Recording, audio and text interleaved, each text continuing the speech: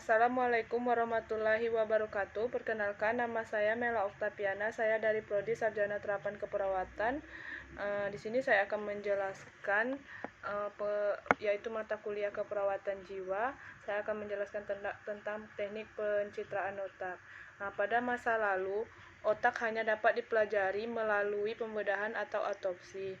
Beberapa teknik pencitraan otak yang dikembangkan selama 25 tahun terakhir saat ini memungkinkan dilakukannya visualisasi struktur dan fungsi otak. Teknik ini bermanfaat untuk mendiagnosis beberapa gangguan otak dan membantu menghubungkan area otak tertentu dengan fungsi spesifik. Teknik pencitraan otak juga bermanfaat dalam riset untuk menemukan penyebab gangguan jiwa.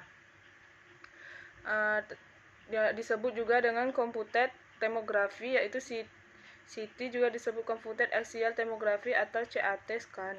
Ialah suatu prosedur pengambilan gambar potongan melintang atau irisan selapis dan selapis dengan menggunakan pancaran sinar X yang tepat. Komputer mengkonstruksi gambar pada monitor dan juga menyimpan gambar tersebut pada pita atau film magnetik. CT dapat memvisualisasikan jaringan lunak otak yang digunakan untuk mendiagnosis tumor, efusi, dan metastasis, serta untuk menentukan ukuran ventrikel otak. Beberapa penderita skizofrenia ditunjukkan mengalami pembesaran ventrikel. Hal ini dikaitkan dengan diagnosis lebih buruk dan gejala negatif yang teridentifikasi. Pada magnetic resonance imaging atau MRI, suatu tipe scan tubuh, medan energi diciptakan dengan magnet yang sangat besar dan gelombang radio. Medan energi dikonversi menjadi gambar atau pemindaian visual.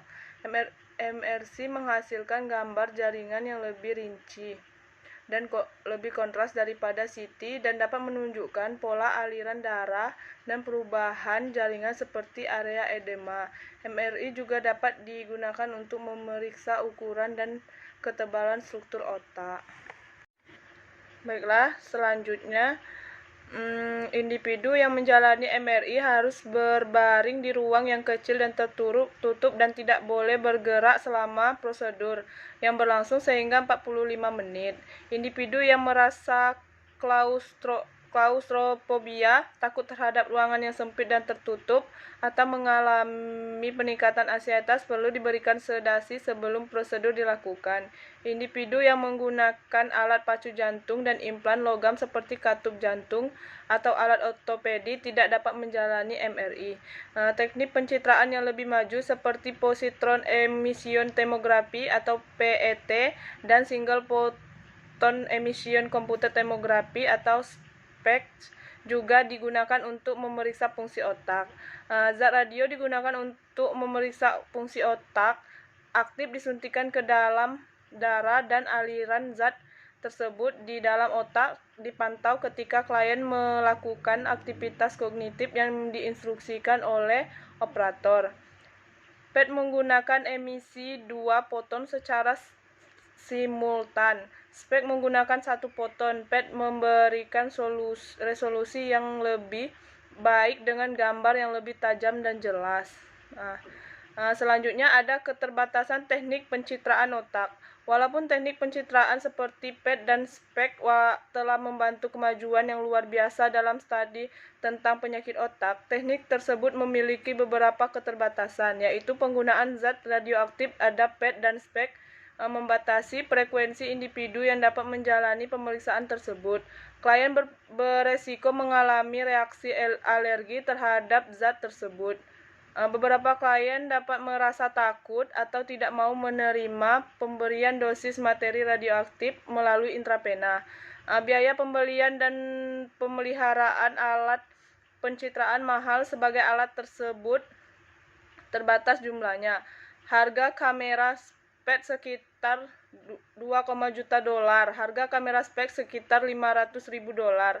Beberapa individu tidak dapat menoleransi prosedur ini karena merasa takut atau klaustrofobia.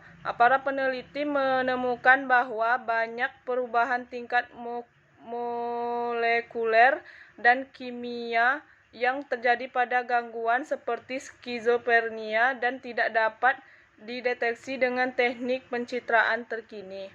Baiklah, itulah penjelasan dari saya tentang teknik pencitraan otak. Sebelumnya kalau ada salah kata, saya minta maaf. Wassalamualaikum warahmatullahi wabarakatuh.